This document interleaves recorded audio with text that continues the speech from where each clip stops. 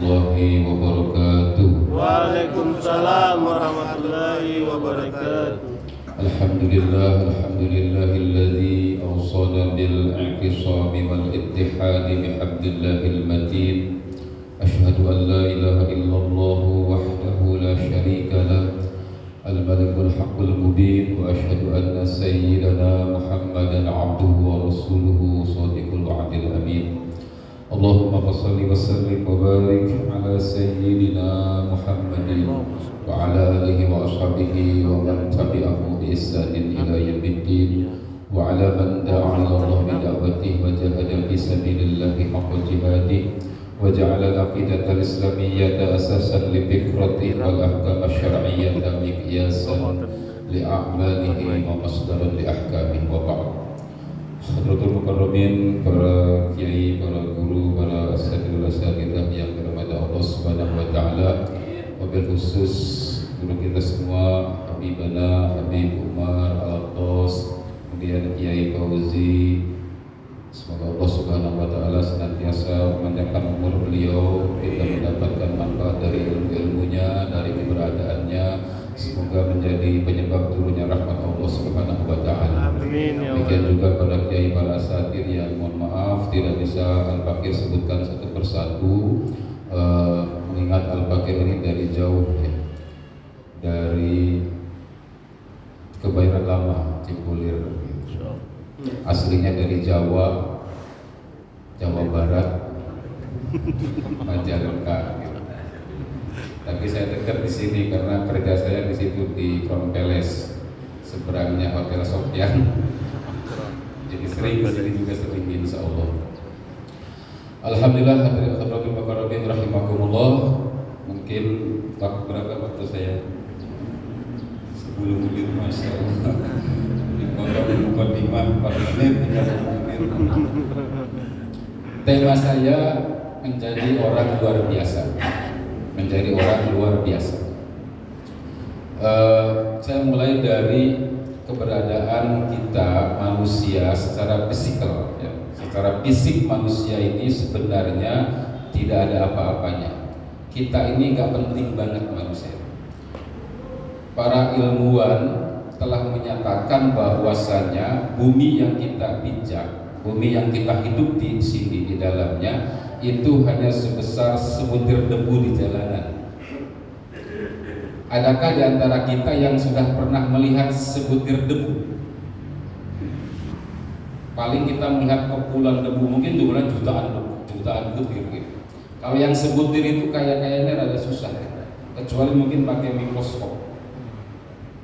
Sebutir debu. Dan kita manusia saat ini lebih kurang ada 8 miliar manusia.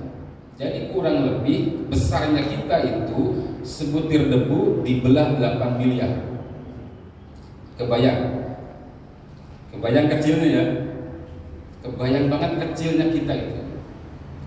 Tapi alhamdulillah Allah Subhanahu wa taala telah memberikan kemuliaan kepada kita makhluk yang kecil ini dengan firman Allah Subhanahu wa taala, walaqad karramna bani adama wa hamalnahum fil barri wal bahri wa razaqnahum minat thayyibati wa faddalnahum ala katsirin mimman khalaqna tafdila. Dan sungguh telah kami muliakan anak Adam, manusia yang sekecil tadi itu dimuliakan oleh Allah Subhanahu wa taala. Kemudian kami tempatkan dia di darat dan di lautan, diberikan rezeki yang baik, wa faddalnahum, dan kami angkat, kami utamakan manusia ini mempunyai keutamaan fadilah mimman khalaqna ala katsirin mimman khalaqna tafdila, dari sekian banyak makhluk-makhluk yang kami ciptakan, tafdila dengan beberapa keunggulan. Jadi jangan sedih, walaupun kita kecil mungil, tidak ada apa-apa secara fisik, tapi Allah muliakan kita. Di mana kemuliaan yang kita peroleh dari Allah Subhanahu wa taala itu? Pertama, kalau kita melihat surat atau kita membaca ya surat Al-Bayyinah. Di dalam surat Al-Bayyinah itu disebutkan innal ladzina kafaru min ahlil kitab wal musyrikina fi nari jahannama khalidina fiha ulaika hum syarrul bariyah. Sesungguhnya orang-orang kafir dari kalangan ahlul kitab Yahudi dan Nasrani, wal musyrikin, dan dari kalangan musyrik, ulaika hum fi nari jahannam, mereka akan berada di neraka jahanam. Ulaika hum syarrul bariyah, mereka adalah seburuk-buruknya makhluk. Manusia juga, tetapi Allah bilang seburuk-buruknya makhluk. Alasannya apa? Tidak beriman. Jadi yang bisa menjadikan kita angkat derajat, diangkat derajat kita oleh Allah SWT adalah yang pertama beriman. Innalladzina amanu wa 'amilus sholihati ulaika hum khairul bariyah. Orang-orang yang beriman dan beramal soleh, mereka adalah sebaik-baiknya makhluk. Ayat selanjutnya menjelaskan tentang ganjaran bagi orang yang beriman dan beramal soleh berupa surga Jannatul Na'im. Berikutnya yang bisa mengangkat kita menjadi orang atau makhluk unggulan dari Allah Subhanahu wa taala adalah ilmu. Tegas Allah menyatakan ya fa'illahu alladziina aamanu minkum walladzina utul ilma darajat. Allah akan angkat orang-orang yang beriman dan berilmu pengetahuan beberapa derajat. Tidak cukup beriman tapi harus berilmu. Insyaallah Masjid Baitur Rahman pada pagi hari ini sedang mengupayakan agar kita menambah keimanan kita atau mengokohkan keimanan dan menyuburkan keimanan kita dengan meningkatkan ilmu agama khususnya. Penceramahnya banyak banget insyaallah ya. Jadi ilmunya juga akan banyak insyaallah. Yang ketiga, ilmu yang ketiga tentu saja amal. Tidak cukup beriman tapi harus beramal, harus diimplementasikan, harus diejawantahkan dalam kehidupan sehari-hari. Hadirin sekalian rahimakumullah.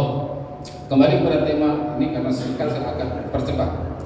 Kembali kepada tema menjadi orang luar biasa. Tadi sudah saya sampaikan bahwa secara fisik manusia itu kecil banget, tidak ada apa-apanya, nggak penting banget gitu itu. Tetapi bisa menjadi penting manakala tadi beriman dan beramal. Kita lihat contoh orang yang luar biasa. Kalau orang itu ada dua, mungkin tiga. Ada orang biasa, orang awam pada umumnya, kebanyakan jelata. Ada orang yang luar biasa. Orang yang luar biasa itu orang yang di luar kebiasaan. Bukan orang yang biasa di luar, tapi orang yang di luar kebiasaan. Orang yang memiliki karakter tertentu yang tidak dimiliki oleh orang biasa. Contoh gampangnya para pemimpin, raja, gitu ya, dan sebagainya lah, banyak contohnya. Pertanyaan berikutnya adalah dari mana munculnya orang luar biasa ini? Pertama, bisa jadi orang luar biasa itu muncul dari keturunan. Biasanya anaknya raja jadi raja, anak pejabat jadi pejabat lah, gitu kan. Anak raja jadi raja, jadi gak ada darah birunya. Nah kalau kita mungkin darahnya merah semua nih. Jadi gak ada cumpak kita jadi orang luar biasa dari garis keturunan, gitu ya. Yang kedua, ada orang luar biasa itu bukan dari keturunan, tetapi dari perjuangan, dari pembinaan. Para kiai, para guru, para bapak dan saudara sekalian pernah mendengar ada nama Rakuti. Pernah dengar? Rakuti. Atau gini, bapak-bapak pernah mendengar nggak pas sandiwara radio tutur tinular? Pernah tidak? Nah, di sono ada tokoh siapa? Arya Kamandanu. Nah, tapi ada satu tokoh lagi yaitu Rakuti. Rakuti itu orang kampung Baulisung kalau bahasa Inggrisnya. Orang kampung Baulisung di pegunungan, anak orang miskin, anak janda miskin. Tetapi kemudian dia menjadi raja Majapahit. Jelas dia menjadi orang yang luar biasa di Majapahit, bukan dari garis keturunan karena bukan anak raja, dia hanya anak seorang janda tua miskin. Tetapi dengan tekadnya yang bulat sejak awal, sejak di desanya, di kampungnya, dia ingin jadi raja. Diketawain sama tetangganya. Tapi tekadnya tidak patah, dia terus belajar menempa dirinya, baik itu ilmu kanuragan maupun ilmu-ilmu politik. Akhirnya betul dia jadi raja. Dia kudeta raja yang ada, kemudian dia jadi raja walaupun sebentar aja. Kenapa? Karena dikudeta lagi dia. Tapi artinya apa? Secara fakta dia jadi raja. Saya tidak ingin membawa kita menjadi orang luar biasa berdasarkan kepada contoh Rakuti, tidak. Sebaik-baiknya contoh bagi kita adalah Kanjeng Nabi Muhammad SAW, dan juga tentunya adalah para sahabat yang beliau bina. Nah, ini saya akan menceritakan seorang manusia atau seorang sahabat yang menjadi luar biasa. Namanya Amir bin Fuhairah. Amir bin Fuhairah itu sebelum Islam datang, sebelum Nabi membawa risalah Islam, itu dia seorang budak dari Tufail bin Abdullah. Amir bin Fuhairah budak. Nah, budak ini kalau tadi ada orang luar biasa, ada orang biasa, budak ini di bawah biasa. Jadi di bawah rata-rata gitu. Budak ibarat barang, dia bisa diperjualbelikan, bisa digadengkan, bisa dipakai juga, namanya budak. Hamba sahaya. Begitu Islam datang dan Nabi menyampaikan dakwah Islam, Amir bin Fuhairah kemudian masuk Islam. Ketika beliau masuk Islam, oleh tuannya makin disiksa. Udah membudak gitu ya. Kemudian istilahnya tidak sama dengan majikannya. Tentu saja majikannya marah, seperti kisah Bilal lah gitu ya. Maka kemudian Amir bin Fuhairah ini dibeli juga oleh Sayyidina Abu Bakar Siddiq radhiyallahu anhu. Dibeli, dibebaskan. Kemudian beliau Amir bin Fuhairah walaupun sudah dibebaskan, dia mengabdi kepada Sayyidina Abu Bakar Siddiq radhiyallahu anhu. Karena Sayyidina Abu Bakar Siddiq termasuk orang kaya, banyak ternaknya. Nah, Amir bin Fuhairah ini diberikan job pekerjaan untuk mengurus ternaknya beliau. Di samping itu tentu saja Amir bin Fuhairah mendapatkan banyak masukan ilmu, baik dari Sayyidina Abu Bakar maupun dari rumah Arqam bin Abil Arqam, dibina di sekolahan Nabi SAW di Baitul Arqam bin Abil Arqam. Nah, dibina terus menjadi seorang hafiz. Dari seorang budak nih, seorang budak menjadi orang biasa, kemudian masuk dalam pembinaan Rasul, menjadi seorang hafiz, menjadi orang kepercayaannya Rasulullah SAW. Ada satu peran yang menjadikan Amir bin Fuhairah terangkat derajatnya lebih tinggi lagi, yaitu tatkala beliau direkrut oleh Rasulullah SAW dalam misi penyelamatan hijrahnya Kanjeng Nabi Muhammad SAW. Sebagaimana kita ketahui, Nabi berdakwah di Mekah 13 tahun lamanya. Dakwah di Mekah kurang kondusif. Selama 13 tahun itu paling yang mengikut Nabi menjadi sahabat Nabi itu 100-an lebih saja. Tidak seperti di Madinah. Di Madinah 10 tahun dakwah Nabi, tapi berbondong-bondong orang masuk Islam. Seluruh Jazirah Arabia sudah Muslim. Hanya 10 tahun. Tapi di Mekah 13 tahun itu hanya ratusan. Di antaranya Amir bin Fuhairah, dan Amir bin Fuhairah termasuk min asabiqul awwalin gitu ya. Dari orang-orang yang pertama-tama masuk Islam. Berikutnya kita pahami bahwa walaupun Nabi Muhammad SAW berdakwah di Mekah itu tidak disukai oleh sebagian besar penduduk Mekah, khususnya sebagian besar para penguasa Mekah tidak disukai itu. Mungkin saja kalau rakyat Mekah itu secara umum suka, cuma takut dia sama penguasa Mekah itu. Kenapa? Karena pasti ada intimidasi. Siapa yang ikut Nabi, awas hati-hati. Kurang lebih gitu. Nah, tetapi manakala beliau dan kaum muslimin hijrah ke Madinah, itu pun juga dihalang-halangi oleh penduduk Mekah itu. Termasuk ketika hijrahnya Nabi itu menjadi sebuah sebuah misi yang memang sangat berbahaya. Di sini kita agak harus berpikir, kenapa orang-orang musyrikin Quraisy itu mereka tidak menyukai dakwah Islam, ya selalu melakukan intimidasi, persekusi bahkan kepada kaum muslimin dan para sahabat. Tetapi manakala Nabi dan para sahabat mau meninggalkan Mekah, mau hijrah ke Madinah, juga mereka menghalang-halangi. Padahal kalau kita biasanya ketika di satu kampung itu ada orang yang tidak disukai, kenapa? Karena membawa ajaran tertentu, maka ketika orang itu akan pergi dari kampung kita bilang apa? Syukur, gitu kan? Biar mampus kan gitu ya, biar jauh-jauh. Ini enggak. Orang-orang musyrikin Quraisy malah menghalang-halangi. Kenapa ini?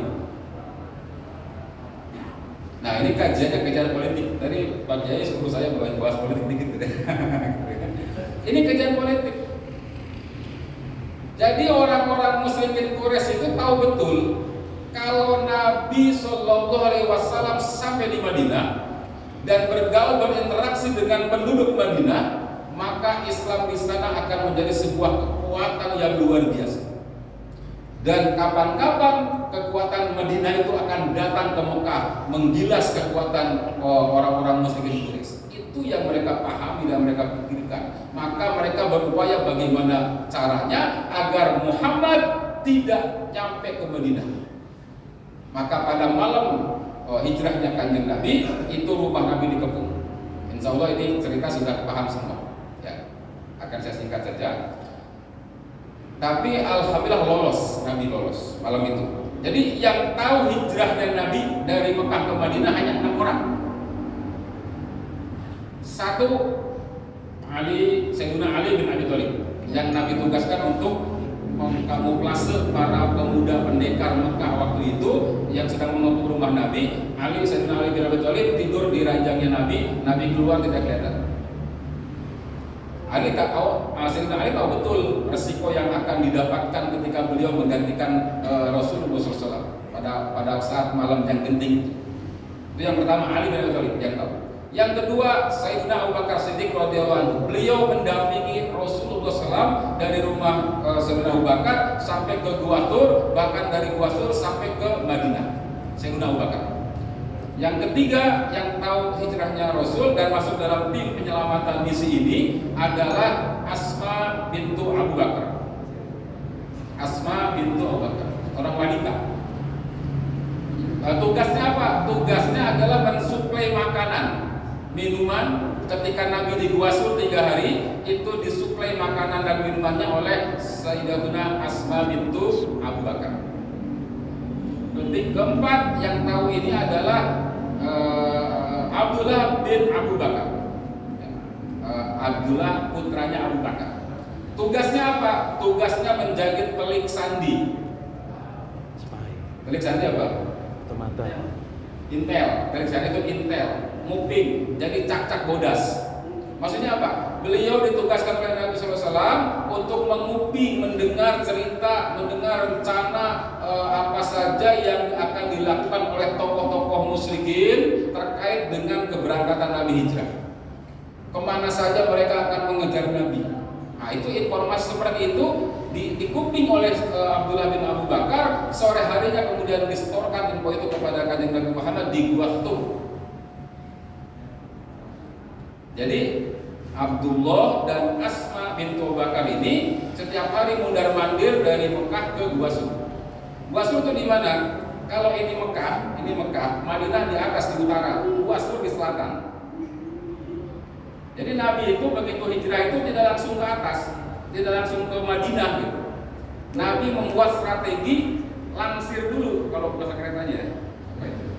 Langsir dulu ke belakang, ke selatan. Itu jaraknya kurang lebih dari rumah Nabi itu 6 kilo ke Gua Thur itu. Jadi cukup jauh ya. Dan di sini menginap dulu 3 hari. Nah, berikutnya yang Sayyidina Ali, kemudian Sayyidina Abu Bakar, Sayyidina Asma, kemudian Abdullah bin Abu Bakar. Yang kelima adalah Amir bin Fuhairah yang ingin saya sampaikan ya. Amir bin Fuhairah tugasnya apa? Amir bin Fuhairah ini tugasnya adalah menghapus jejak Asma dan Abdullah putra Abu Bakar itu setiap hari mondar-mandir dari Mekah ke Gua Thur. Jalanannya belum aspal, bukan tanah liat, tetapi padang pasir yang kalau kita lewat pasti menimbulkan jejak. Nabi Muhammad waktu itu sedang dicari kemana saja. Ketika para pencari itu melihat ada jejak, mencurigakan kan, ini jejak apa nih? Akan diikuti tidak? Jadi Nabi sudah bikin strategi seperti itu. Ditugaskan Amir bin Fuhairah untuk menghapus jejak itu, biar tidak ada jejak. Bagaimana cara menghapusnya? Tidak pakai penghapus, nggak pakai apa untuk dihapus itu enggak. Tapi sesuai dengan profesinya Amir bin Fuhairah itu sebagai pengembala kambing. Jadi ketika Asma berangkat tinggalkan jejak, berikutnya apa? Berikutnya Amir bin Fuhairah dengan puluhan kambingnya atau mungkin ratusan kambingnya mengikuti jejak itu. Satu kambing kakinya berapa? 4. Kalau ada 100 kambing berapa jejak? Itu jejak 1 orang 2 orang hapuskan dengan ratusan kambing. Terhapus. Jadi nggak ada jejak. Demikian terus setiap hari selama 3 hari mundar-mandir seperti itu. Ini strategi yang dibangun oleh Kanjeng Nabi Muhammad SAW dalam sebuah misi hijrahnya beliau dari Mekah ke Madinah. Dan satu lagi, yang kelima, yang keenam, yaitu Abdullah bin Uraikid. Abdullah bin Uraikid ini masih musyrik, belum muslim, belum Islam. Tapi dia dimasukkan oleh Nabi ke dalam misi, tetapi karena belum muslim, ini akadnya akad ijarah. Jadi Abdullah bin Uraikid ini diupah oleh Kanjeng Nabi untuk mengajak menjadi guidance, masuk jalan-jalan tikus.